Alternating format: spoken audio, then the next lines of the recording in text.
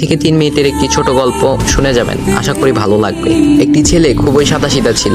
সে একটি দোকানে চাকরি করত। ছেলেটির বেতন ছিল মাত্র 5,000 টাকা। ছেলেটির দোকানের সামনে দিয়ে প্রতিদিন একটি মেয়ে স্কুলে যেত। মেয়েটি প্রতিদিন বোরকা পরে যেত, কিন্তু প্রায়ই মুখটা খোলা থাকতো। একদিন হঠাৎ করে ছেলেটির নজর পড়লো মেয়েটির দিকে। এভাবে বেশ কয়েকদিন যাবার পর মেয়েটি বুঝতে পারলো ছেলেটি তাকে লক্ষ্য করে। মেয়েটিও বাঁকা চোখে ছেলেটির দিকে তাকাতে শুরু করলো। ছেলেটি মেয়ের চলাফেরা দেখে মুগ্ধ হলো। আফসোস করতে লাগলো, ইস, যদি আমিও আজ পড়াশোনা করতে পারতাম, তাহলে সাহস করে মেয়েটির সাথে কথা বলতে পারতাম। মেয়েটি বুঝতে পারলো ছেলেটি তাকে ভীষণ পছন্দ করে। তাই একদিন মেয়েটি ছেলেটির দোকানের পাশে দাঁড়িয়ে রইল। তখন ছেলেটি দুপুরের খাবার খাওয়ার জন্য দোকানের বাইরে আসে। সে চায়ের দোকানে গিয়ে 5 টাকার একটি রুটি খেয়ে পানি পান করে আসতে লাগলো। তখন মেয়েটি তার কাছে গেল। তুমি ভাত খেলে না? রুটি দিয়ে পেট ভরবে? তখন ছেলেটি মেয়েটিকে দেখে অবাক হয়ে গেল। তখন ছেলেটি বলল, আমি ভাত খেলে আমার মা